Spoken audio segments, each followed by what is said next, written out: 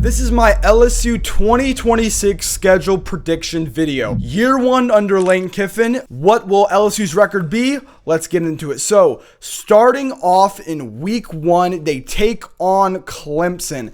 Dabo, in the fall of his career, the glory days of Clemson are long past us. Last year, Clemson was picked as many people's national champion. They go 7-6. Cade Klubnik was a complete failure. Dabo's decision of not diving into the transfer portal has almost ruined his legacy in the past 5 years at Clemson. So they come to Death Valley now. Last year, LSU went on the road and beat them, but I think LSU easily gets the win, 34-14. Now in week two, they take on LA Tech. They will easily beat them. I'll say just because it's right after Clemson, before Ole Miss, I'll give a little love to LA Tech. LSU beats them 63-13. Now in week three, the biggest game in the SEC, maybe the biggest game of the entire year, Lane Kiffin goes on the road to Oxford to take on his former team. Pete Golding is still there. Trinidad Chambliss is still there. Kewan Lacey is still there. Everybody else gone to the draft, the portal, or they are on LSU's roster, including the coaching staff. They rated this Ole Miss team, and I think this game is going to be amazing. Game day will be here. It'll be at night, a 7:30 kickoff. Early in the season, week three, Lane at his former team. I think this game will be very close. I think Sam Leavitt is going to be a great quarterback for LSU this year. The only problem is the defense. Trinidad, when you look at last year when they played Georgia, the way he carved up that defense.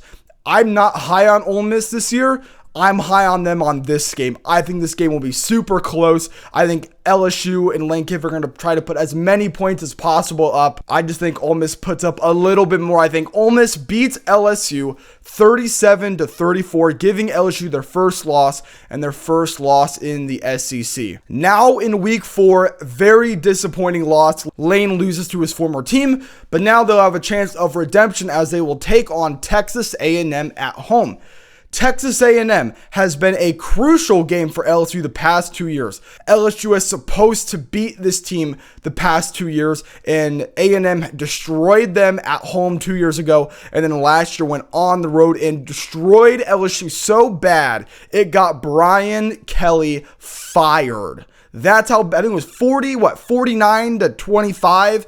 Ruined LSU season, ended LSU season last year, got Brian Kelly fired, and it was so bad that the Texas A&M fans took over LSU Stadium and took over the whole student section. That's how many fans were there. So I think LSU is looking for revenge. I think they get it. I think they'll beat Texas A&M. I'll say 28-25. A&M tries to come back. They kick a field goal late. It's not enough. LSU wins at home. Now in week 5, they play McNeese. They'll beat them, I'll say 49-0. Now in week 6, on the road at Kentucky. Kentucky is a very interesting team this year because they're not going to have that many wins because of their schedule. On the box score, Kentucky's going to look like how they've looked the past 5, 10, 20 years. This Kentucky team is maybe the best Kentucky team in the past decade, maybe even 15 years.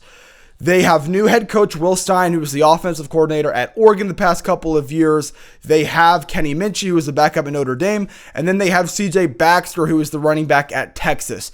This Kentucky team is actually pretty good. It's just unfortunate they have one of the hardest schedules in the entire country. So I think Kentucky will put up a fight, especially on defense against LSU. I think LSU does win 28-17 on the road. Now in week 7, they come back home to play Mississippi State.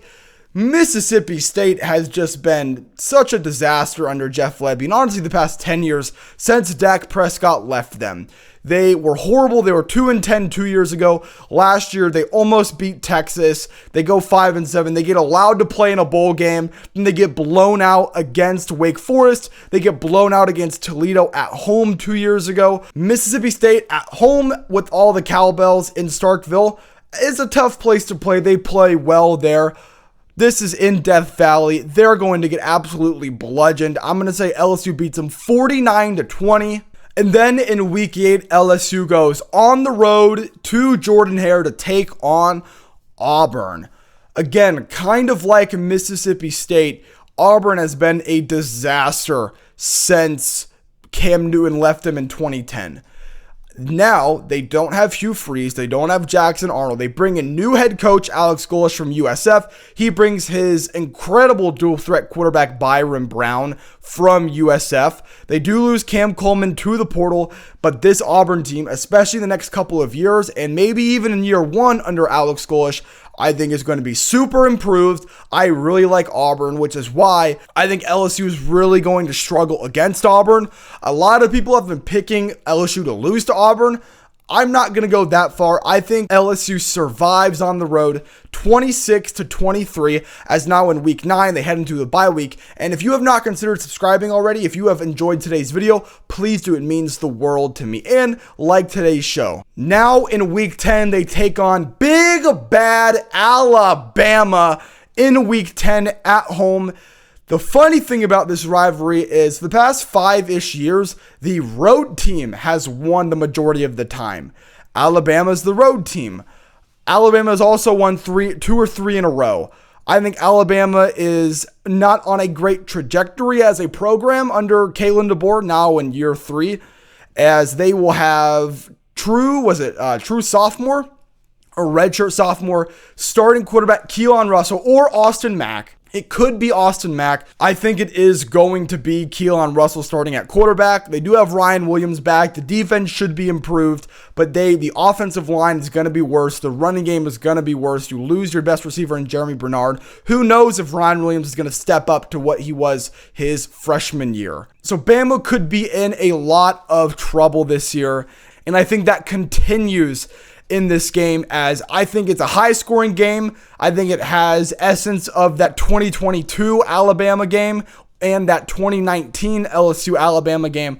I think LSU beats Alabama 42-35. I think Alabama makes it seem a little bit closer than it was, but LSU gets the win. Now in week 11, they stay at home and they will take on Texas. A lot of people have Arch winning the Heisman, Texas winning the national championship, Texas being the best team in the SEC, winning the SEC. I'm excited for this game. This was, I think, the 7th or 6th best game in the SEC this year. So it's definitely a matchup that I am looking forward to. It's in Death Valley. Probably will be at night. We're going to see primetime Arch, primetime Kiffin.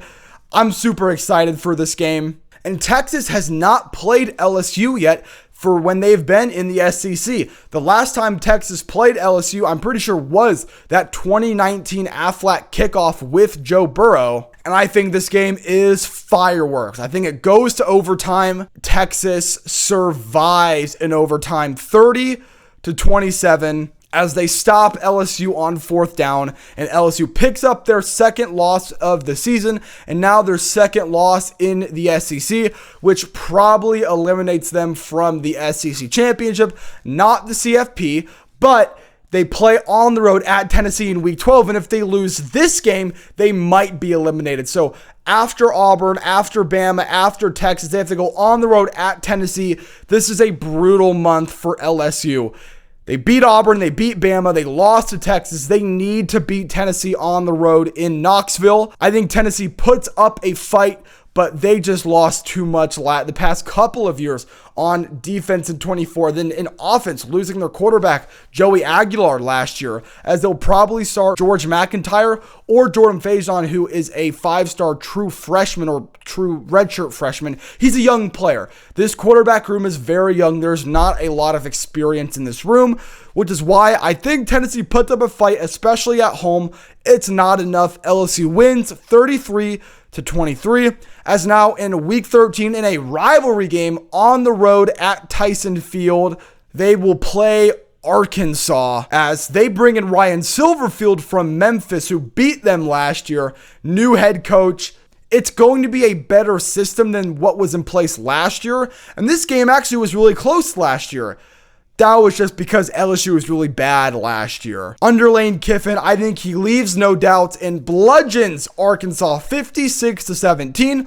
So I will throw up the schedule now. LSU goes 10-2 with losses to Ole Miss and Texas. They beat Auburn, they beat Bama, they beat Tennessee, they beat Texas A&M, and they beat Clemson. So even with the 2 losses, they have one of the most impressive resumes in the country, which is why I have them as the overall 9 seed in the CFP, going on the road to Bloomington to face the reigning national champions, Indiana Hoosiers. So let me know down in the comments, what will LSU's record be? And again, if you have not considered subscribing, please do if you enjoyed today's show. And consider watching the video you see on screen now. Who knows, it might be the best video you've ever seen.